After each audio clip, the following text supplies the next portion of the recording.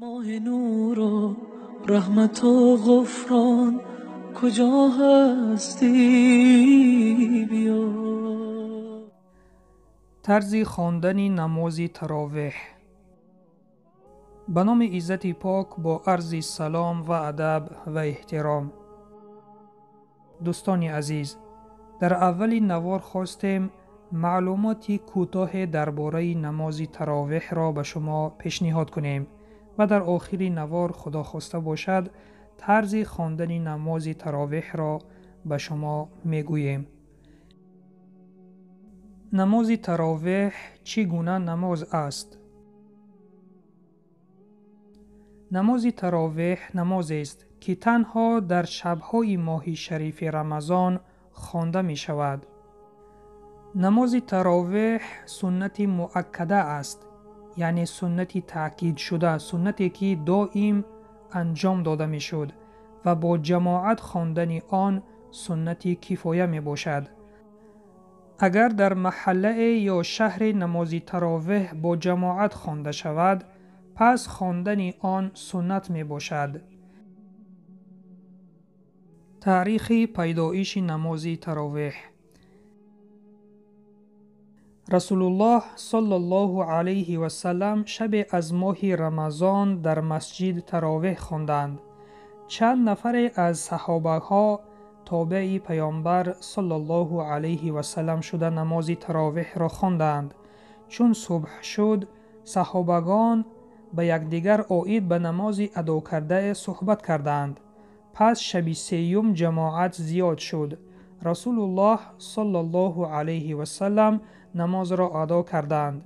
شب چهارم جماعت چنان زیاد شد که مسجد جمع صحابگان را جا کرده نتوانست. اما رسول الله صلی الله علیه و سلم برای ادای نماز تراویح حاضر نشدند و بعد از آنی که وقت نماز بامداد درآمد، پیامبر صلی الله علیه و سلم تشریف آورده نماز بامداد را ادا کرده و بعد از آن به صحابگان خطاب کرده گفتند: احوالتان را می دانم، از آن ترسیدم که نماز تراویح را بر خود فرض می حسابید و از ادای آن تنقیصی می کشید. روایت بخاری. دوستان عزیز، از این حدیث به ما معلوم گشت که پیامبر صلی الله علیه و سلم 3 شب همراهی صحابگان نماز تراویح را با جماعت خواندند و شب چهارم پیامبر صلی الله علیه و سلم برای ادای نماز تراویح به نزد صحابگان نآمدند، چون خوف بردند تا خداوند این نماز را بر بندگان فرض نگرداند. و این 3 روزه که با صحابگان نماز را خواندند، در یگم حدیث رکعتش نآمد است که 8 رکعت بود یا 20 رکعت بود.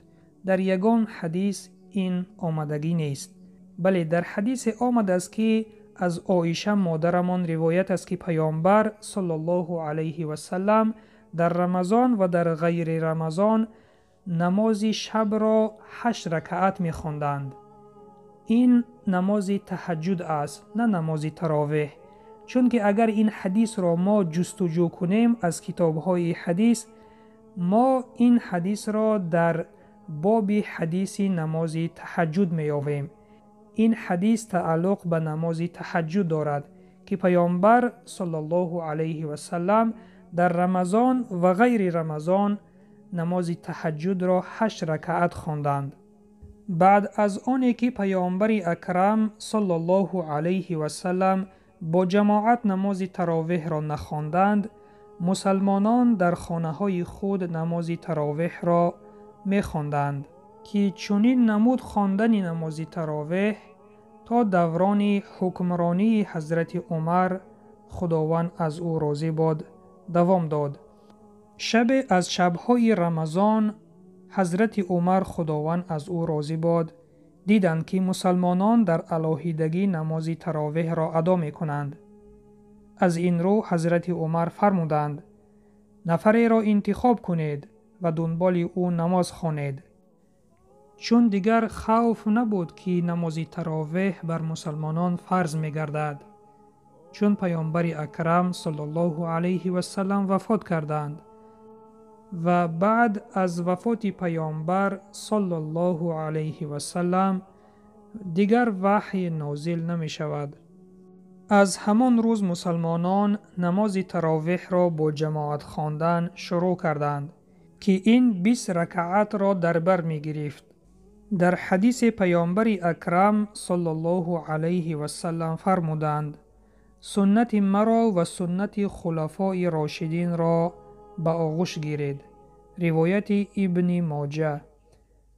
علمای حنفی، شافعی و حنبلی تکیه بر این حدیث کرده نماز تراویح را 20 رکعت خواندند.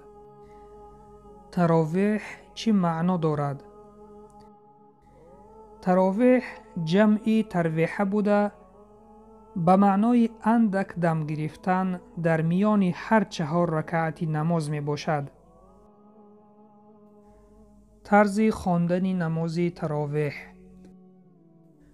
بعد از آنی که 4 رکعت فرض نماز خفتن با جماعت خوانده می شود، 2 رکعت سنت نماز خفتن را هر یک شخص علاهیده می خواند. بعد از آن نماز تراویح آغاز می یابد.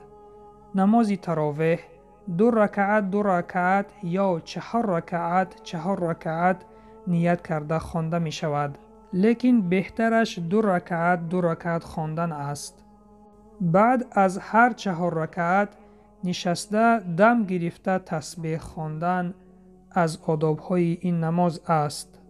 اگر نماز تراویح 4 رکعت خوانده شود، در رکعت‌های 3 و 4 هم ضم سوره کردن لازم است. یعنی به مانند 4 رکعت سنت نماز پیشین خوانده می شود و بعد از آن که 20 رکعت نماز تراویح خوانده می شود، 3 رکعت نماز وتر واجب نیز با جماعت خوانده می شود. این یکی از خصوصیت های نماز وتر است که تنها در ماه شریف رمضان نماز وتر را با جماعت خواندن ممکن است.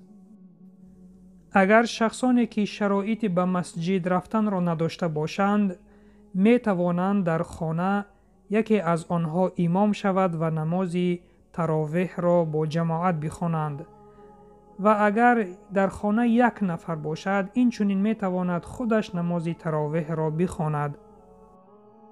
پس دوستان عزیز، رمضان مبارک را با خواندن نمازهای تراویح و نمازهای نفل، نمازهای تهجد، با خواندن قرآن احیا باید بگردانیم. پیامبر اکرم صلی الله علیه و سلم در حدیث می فرمایند: خداوند روزه رمضان را بر شما فرض گردانیده است و من شب زنده‌داری آن را بر شما سنت نموده ام. پس شخصی که از روی ایمان و امید ثواب و باوری روزه گیرد، سبب مغفرت گناهان گذشته اش می شود. روایت نسائی و بیهقی. روزه داشتن ماه رمضان فرض و شبهای آن را با عبادت گذرانیدن سنت است. هر کسی که از روی ایمان و محبت و به امید ثواب ماه رمضان را روزه دارد، خداوند گناهان گذشته او را می بخشد. پس بیایید دوستان عزیز، این ماه مبارک را که خداوند بر ما امانت داده است با طاعت و عبادت بگذرانیم. همه شما را به فرارسی ماه مبارک شریف رمضان تبریک می گویم. بگذار این ماهی باشد که در آن عملهای صالح را بسیارتر انجام بدهیم و سلام بر آن شخصانی که راه هدایت را پیش گرفتند.